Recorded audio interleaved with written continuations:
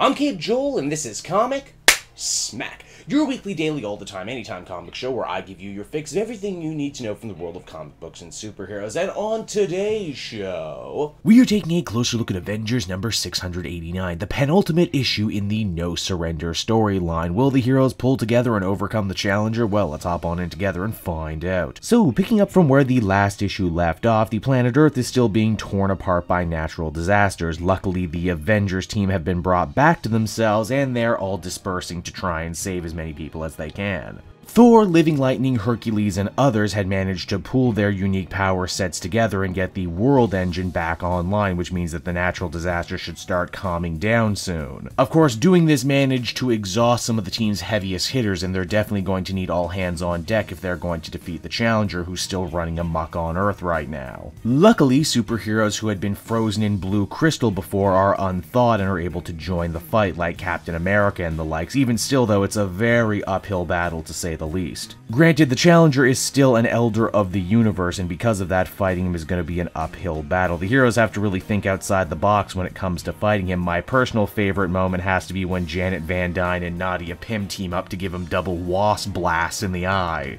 Then, of course, there's also the matter of all the heroes and villains who were taken and encased in crystal as part of the game. How are they going to be freed? Well, this job falls to Living Lightning of all people. You see, only the Grand Master, who isn't dead by the way, but he is licking his wounds, can free these people, and he's not going to want to do that because it would mean admitting defeat on the game. Lightning geniusly reads this dude and decides to play into his game obsession and says he'll challenge him to a game of poker, winner take all. This is actually a really well constructed scene too, as the ante keeps going up. First it's to free his friends, then it's to bring the Earth back to its natural orbit. The final ante is by far the best though, and that is that if Lightning loses, he'll allow the Grand Master to delete him from history like he did the Challenger. In the end, it's this idea of being forgotten or being perceived as some sort of loser that actually ends up being the rope that hangs the Grand Master. He's so scared of his reputation being ruined that even the thought of it makes him want to fold and give up the game. This is hilarious because it's D-list hero Lightning making him do this, putting his own reputation against his and ultimately winning.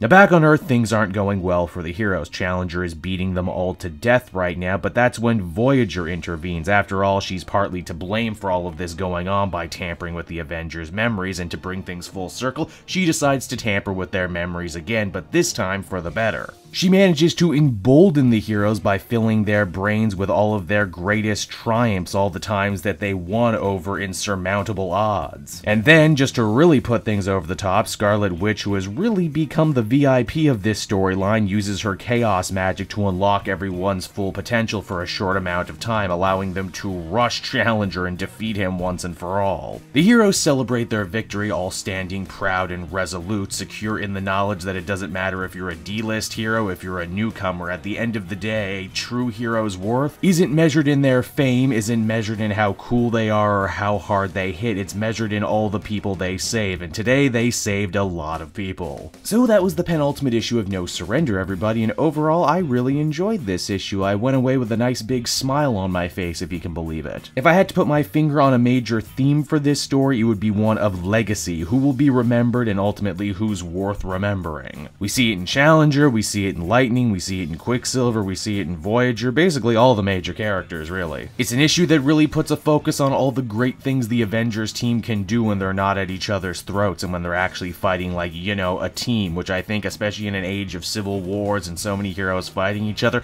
it's a nice thing to reaffirm every so often. The story's also not done yet. I'm interested to see what the fallout of all of these events are going to be, especially as it seems it's going to be setting the tone for Jason Aaron's new Avengers coming very soon. Overall, I'd give this one an 8.5 out of 10. Just a good, fun from start to finish superhero story. So that's Avengers, everyone. I hope you enjoyed it, and as always, be sure to take a closer look at some of these other things I've been working on. Then you can follow me on Twitter and Facebook at Cape Joel, so you're always up to date on what I'm doing next. And hey, if you like what I do and are feeling in a supportive mood, please check out my Patreon link down in the description. Patrons get exclusive access to videos and content before anyone else, and you can do so for as little as $1 a month. And until next time, everyone, this has been Cape Joel. Thank you so much for watching and listening, and I'll see you all again later. Bye-bye.